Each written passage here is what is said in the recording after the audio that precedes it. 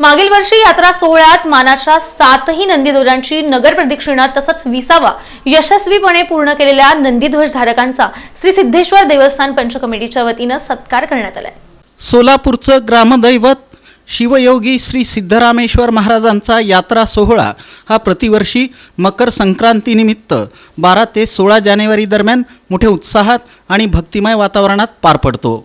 यात महाराष्ट्रासह कर्नाटक, आंध्र प्रदेश, तेलंगणातील लाखो भक्तगणांचा सहभाग असतो.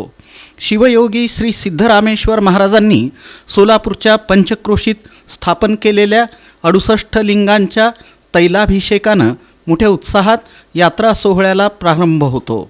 68 लिंग मार्गावर एकूण 3 विसावे आहेत.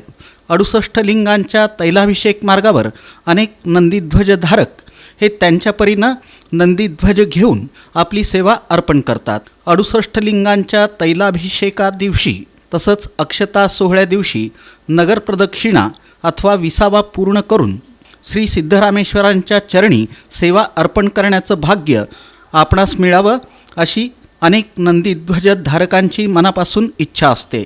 त्यासाठी ते अथक प्रयत्न देखील करतात. अत्यंत परिश्रमपूर्वक आणि तितक्याच श्रद्धेनं यशस्वीपणे ते नगर प्रदक्षिणा किंवा विसावा पूर्ण करून शिवयोगी श्री सिद्धरामेश्वर महाराजांच्या चरणी आपली निस्सीम सेवा अर्पण करतात आणि स्वतःला धन्य धन्य मानतात.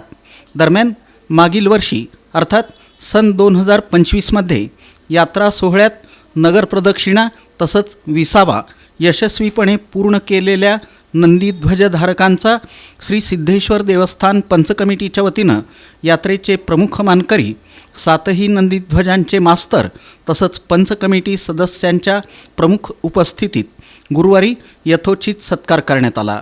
रुमाल, उपरणे आणि हार घालून हा सत्कार करण्यात आला.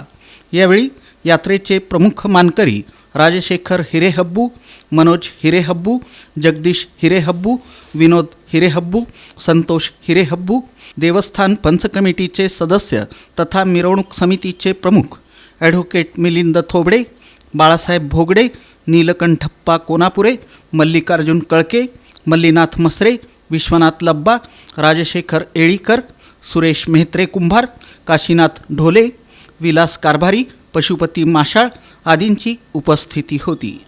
दरम्यान श्री सिद्धेश्वर देवस्थान पंच कमिटीचे सदस्य बाळासाहेब भोगडे यांनी या कार्यक्रमाचा उद्देश स्पष्ट केला. यानिमित्त नगर प्रदक्षिणा तसंच विसावा पूर्ण केलेल्या नंदीध्वजधारकांच्या पाठीवर कौतुकाची थाप पडावी, नवीन पिढीमध्ये उत्साह निर्माण व्हावा तसंच सर्वांमध्ये योग्य तो समन्वय राहावा हा यामागील उद्देश असल्याचं भोगडे यांनी सांगितलं. नमस्कार, मी बाळासाहेब भोगडे, सिद्धेश्वर देवस्थान ट्रस्टी आहे. आज देवस्थानतर्फे गेल्या वर्षी 1ली ते 7वी कडीचे नंदीध्वजधारक जे विसावा मारलेत अशा मुलांचा आज रुमाल, उपरणं आणि हार देऊन त्यांचा सत्कार करण्यात आला. नवीन पिढीला मुलांमध्ये उत्साह व्हावा व त्यांचं कुठेतरी कौतुक व्हावं, त्यांच्या पाठीवर कौतुकाची थाप पडावे यासाठी हा कार्यक्रम आम्ही गेल्या वर्षापासून आयोजन केलेला आहे. याला खूप भव्याचं खूप छान प्रतिसाद मिळाला आणि यानिमित्त आम्ही स्नेह प्रसादाचं पण आयोजन केलं होतं. तो सगळा संपन्न आज असा कार्यक्रम संपन्न झालेला आहे. या कार्यक्रमाचा उद्देश असा आहे की यानिमित्त सर्व नंदीध्वजधारक मानकरी, मास्तर लोक, देवस्थानचे ट्रस्टी व सर्व प्रतिष्ठित सोलापूरचे सर्व प्रतिष्ठित नागरिक यांचा या यात्रेमध्ये समन्वय असावा यासाठी हा कार्यक्रम आम्ही दोन्ही उद्देशाने हा कार्यक्रम आयोजन केला होता. त्याचा उद्देश आम्हाला सफल असं वाटतं.